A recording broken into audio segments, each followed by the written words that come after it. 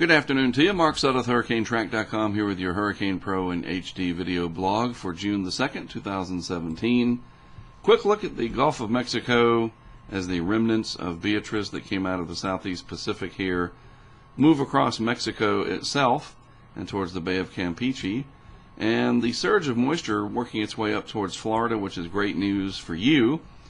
It is. I mean, you need the rainfall. It's been very dry and very hot, and so this will be somewhat helpful.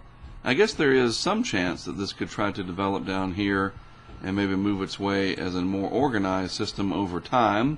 Something we'll have to just keep an eye on. There's really not much concern about it just yet, but we'll wait and see over the next couple of days. Tropical wave energy here moving out of the deep tropics towards the Caribbean Sea. We'll have to watch all of these as they make their way generally westward. Maybe they develop somewhere in this neck of the woods, or they wait until the eastern Pacific. But it is hurricane season, and the tropical waves are out there.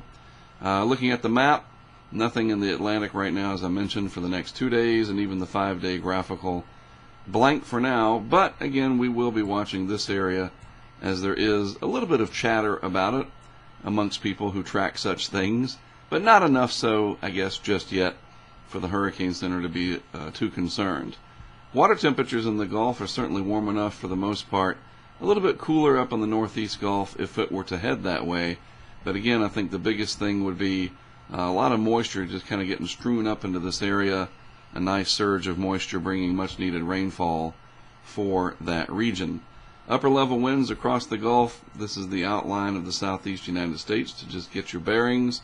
There's Louisiana and Texas, and then the Yucatan, etc. All right, there's Cuba right there. All right, you got it. And so these upper level winds generally blowing across the top of the system, and that's not favorable for development, but that is helping to sort of whisk some of that moisture up towards the Florida Peninsula.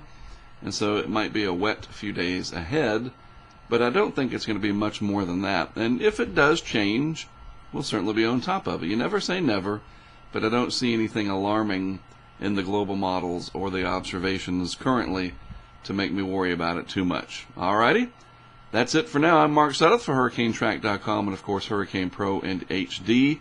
I'll be back over the weekend with more info as we track this system, so I'll talk to you sometime Saturday and Sunday.